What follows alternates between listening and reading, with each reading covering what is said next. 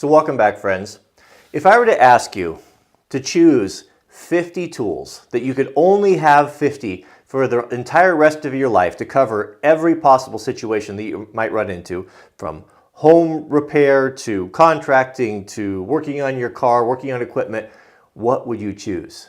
I think this is really an interesting question because I just finished reading a book. It was a story, and there was a blacksmith that had to flee a town, and he had multiple generations of tools. A blacksmith, the more that they work and the more the family business continues, of course the tools grow and grow and grow. That's kind of how you could tell the success of a blacksmith or how much experience they had by the quantity of their tools. And in the story, he had to take just a few because they had to flee into the wilderness. So it was interesting, the choices that he made. And I got to thinking about that, and I thought, I'm going to give myself that challenge. If I could narrow it down, if I could only have 50, which ones would I choose? So this is a part one of a 5-part video series we're going to be doing, and we're going to go over the first 10. Now, these are not in any specific order, but they're just randomly plucked out of a list that I came up with. Just thinking back through my lifetime of experience, what are the tools that I always grab? What are the things that are always in my hand? What are the things that I just can't live without?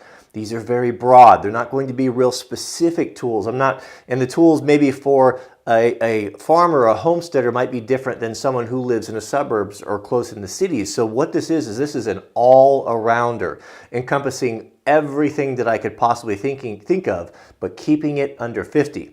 The other thing that might be kind of encouraging for this is a lot of guys are intimidated and about, man, how it's going to take me forever. It's going to take me a lifetime to put together a proper toolkit. That's not true.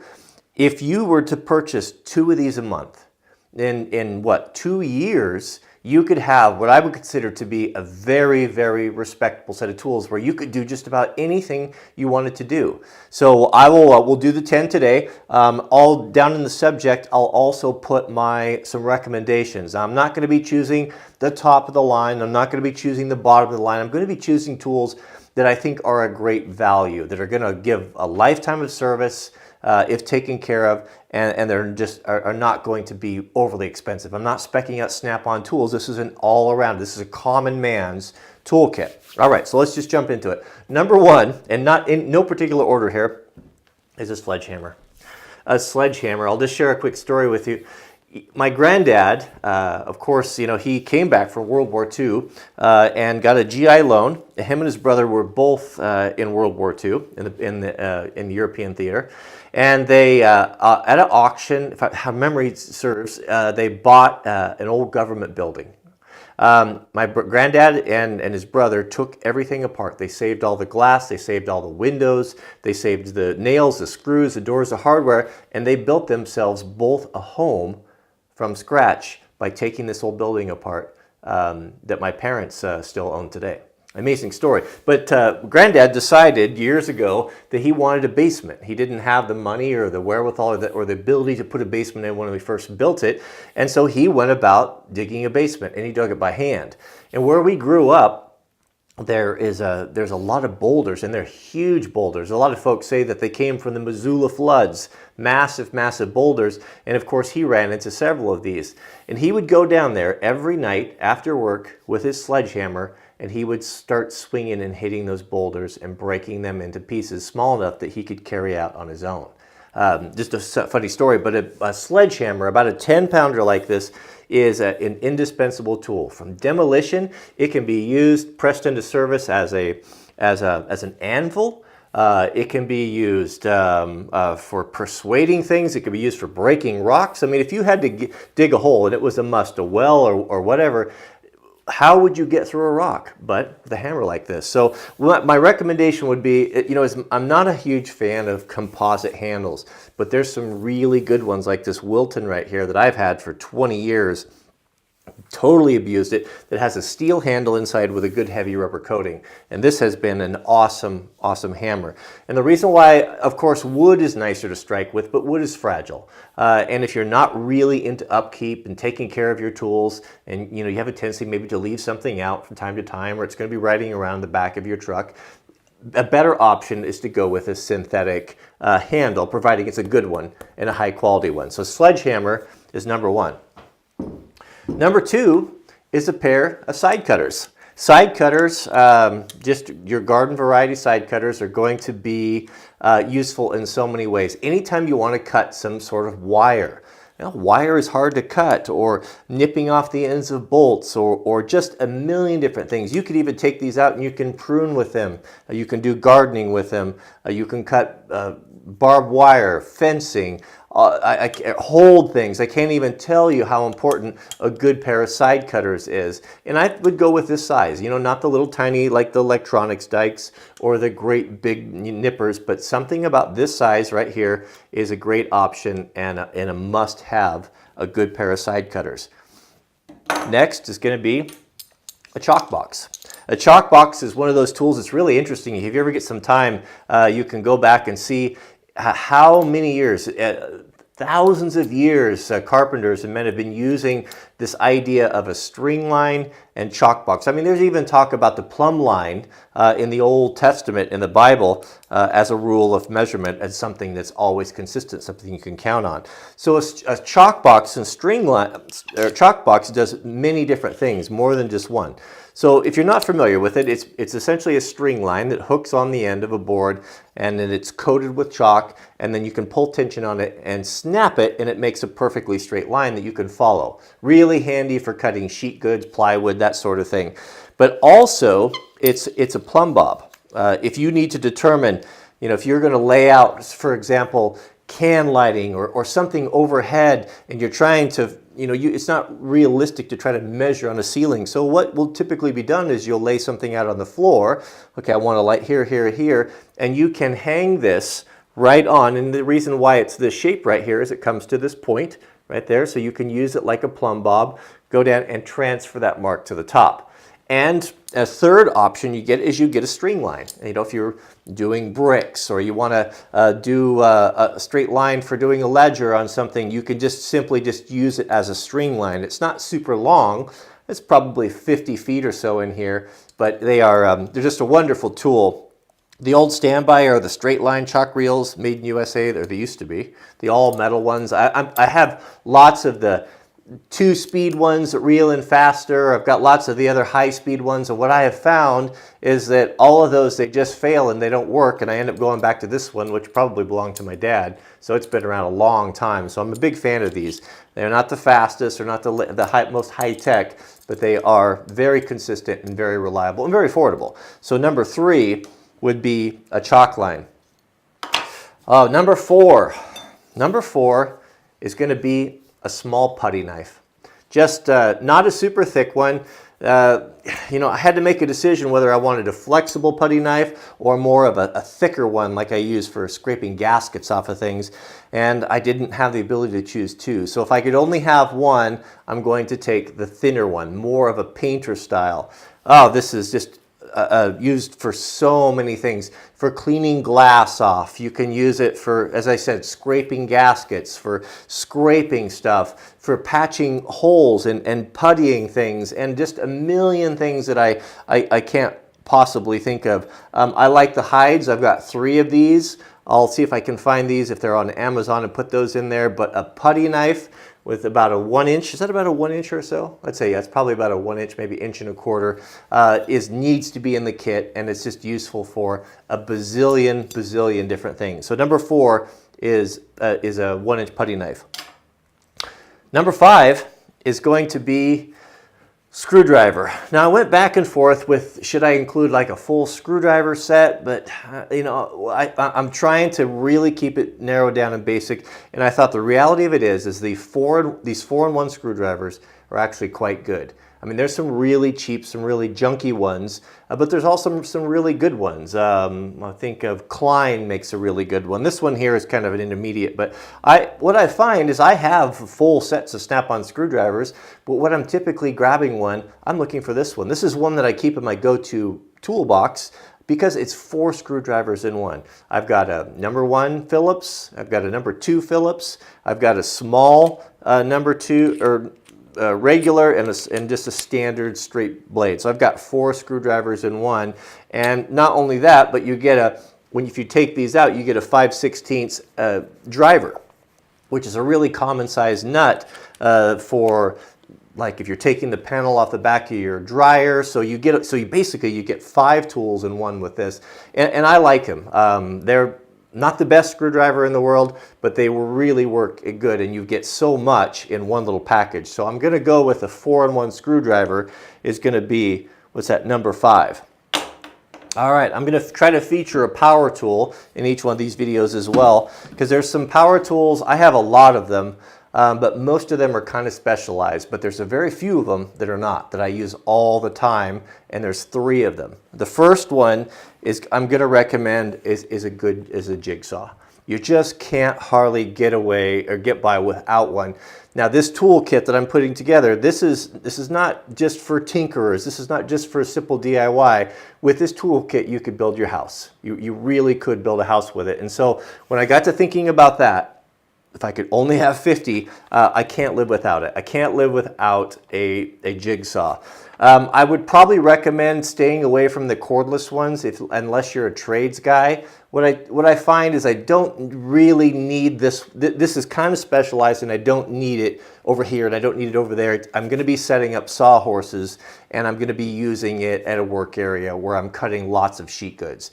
The jigsaw is going to give you the ability to do scroll work, to cut anything that's at like an inside, like a piece of plywood if you want to cut a square out of it, or if you want to cut a radius or a circle out of something, or a curve in something. You just can't do it with hardly any other saw. It's either this or a coping saw, and a coping saw is just not practical if you're cutting out windows for sheeting or something like that. So I'm going to recommend a corded jigsaw. Brands, you know, any of the premium brands. I'd probably stay away from Ryobi, Black & Decker, Skil, those sorts of things, and stick with some of the better brands. Milwaukee, DeWalt, Porter Cable, Makita, those sorts. But all this is a must-have. You just really can't live without it. Electric jigsaw, corded. All right, you're also going to need a pair of vice grips. And I'd go with the regular size. This is the normal size that you're going to see, the average size, the one that I have all sizes. I've got the little tiny ones, which kind of seem like a good idea when you think about it, but they're silly. I actually hardly ever use them, and whenever I do use them, they fail, and I end up going and getting the big ones anyway. Get the Vice Grip brand. Get the Vice Grip brand. Don't get any knockoff stuff. Just stick with the original ones. These are an essential tool. And this is usually a tool that you're going to be used to get you out of trouble. When you round off a bolt, or you strip something out, or there's just something really small that you can't get a wrench on that you need to get a hold of, it is the only tool. The Vice Grip will save the day on a million different things. Or if you're dealing with something that's hot, if you have to heat something up, or you want to clamp on something and use it, or you have something that might spin on you in a drill press like that, the Vice Grip, I can't even go into all of the ways that the Vice Grip is essential, but there's no question that I would not ever have a kit without a pair of these. So the original Vice Grip brand in the standard size. Don't go with the needle nose ones, all those silly ones. Those have their roles, but for an all-arounder, this is the one you want. All right, what do we got? 7? 8. 7? Here's 7 or 8. A set of drill bits. And you don't need to have a massive set of drill bits. What does it for most guys is a set like this right here. So this is just a standard DeWalt set here. These are not the best drill bits. They're not the worst either, but they get by and they can be sharpened. And these sizes go from, I would say, at the minimum, a 1/8 to a 1/2 inch. If you could get a variety of drill bits, and you don't have to have this many, you can get kits that have probably a third less than this, which will get you by. We're not drilling and tapping, and we're doing really specific machinist type of work. We just want to drill some holes, whether it be into 2x4 for a lag bolt or a piece of metal. It's got to be a good all-around set of drill bits. So your 1/8 inch to 1/2 inch set is going to be, I think for most guys, is going to get it done. If I could only have one, that's what I would get. Anything bigger than a 1/2 inch hole, you know, we're just, with this tool set, we're not really going to have the means, the ability to be drilling 3/4, 1 inch holes into steel. And anything bigger than a 1/2 inch, if we need to do a 1 inch hole with care, we can do in wood and metal. We can get metal blades for this. We can do with care with the jigsaw. So we'll say an 1/8 inch to 1/2 inch set of drill bits. Number 9, this was a tough one. This one gave me a lot of trouble trying to determine what the best size is going to be, is a crescent wrench or an adjustable spanner. As our friends in the UK say, is that what you call it? A spanner, adjustable spanner? A crescent wrench. Oh, they come in all different sizes, from little tiny baby key ring ones to great big ones that you can put on a 2-inch trailer ball nut. You know, I've got all of those, but if I could only have one, we're not talking about heavy industrial here, I'm going to go with an 8-inch crescent wrench, because the 8-inch gives you the ability to go up to 1 inch. I mean, you're really pressing it strength-wise to get a whole lot of pressure on a 1-inch nut, but you can do it. You know, you can do it, and you can open it up to that size. And the reason why I didn't go with a great big one is the big ones are just too unwieldy for all-around stuff. So what the 8-inch wrench allows you to do is it gives you the ability to do smaller work. If you're working on like a 1/4 inch bolt, it's fine enough that you can get into reasonably tight areas and you can deal with that, or 5/8, 3/4, it's still big enough that with a little bit of help and gently tapping on a hammer, you can usually get things done. So I'm going to say, I'm going to go with a high quality 8-inch crescent wrench. Is going to be number 9 for our kit. And number 10 or 5 videos, man, there's so much to talk about, is going to be a good quality set of just your standard garden variety pliers. Now, one thing you want to look for in your pliers is get the bigger ones. You know, there's some little tiny silly ones, but these are going to be a really important tool, and sometimes these are the tool that save the day. It's something that you can throw in your back pocket that you always have, and to have a pair that's a little bit bigger, to me, is worth it, because you get more clamping pressure and you can just get bigger stuff on it. You know, of course, these have a slip joint to them, you know, so they're kind of, you can do smaller stuff, or you can open up the slip joint and you can get bigger, you know, clamp on bigger things, like if you had a 1/2 inch pipe nipple or something. And the good ones will have nice sharp teeth on the inside here, so you can bite onto things, kind of like a poor man's pipe wrench for small detail work. But that comes in very handy. Those teeth really, really work well. But this is a tool that would be impossible to go without. From grabbing things, again, you take a combination of these two together, you can do a lot of work with them. You can solve a lot of problems. You can hold hot material. You know, if you're doing some impromptu blacksmithing, you know, on your 10-pound maul anvil, you know, these essentially can be tongs. I mean, before I had tongs, I used them for working with hot metal all the time. They are an essential tool and just something that I could not live without. Okay, so that rounds it up. Just a quick recap. We've got the good quality large size pliers. We've got a corded electric jigsaw. We've got an 8-inch crescent wrench. We've got a 4-in-1 screwdriver, Phillips and flat blade. We've got a high 1 inch, 1.25 inch or so putty knife. We've got a chalk box. Good high quality pair of side cutters. Good high quality set of name brand vice grips. 1 inch, 1/8 to 1/2 inch drill bit set. And of course, a good quality, super durable 10-pound or better sledgehammer. Sledgehammer. All right. Thanks for watching. We'll see you guys on the second part. We'll get into the next 10. It'll be 5-part video. But I will put down in the subject heading my choices for these. So there'll be some really good ideas for Christmas gifts. And let's, you know, even think about it. Say to yourself, okay, so I'm a young guy. I don't have a lot of tools. I want to put together a good kit. If you bought one of these a month, You know, it wouldn't take, in just a matter of just a few years, you would have a very respectable set of tools. And anyone who knew anything about tools, when they came over and they were going to help you with the project or do something, they would probably be able to do just about anything they needed to do with this set. So that's it. All right, thanks for watching, and we'll see you guys on the next video.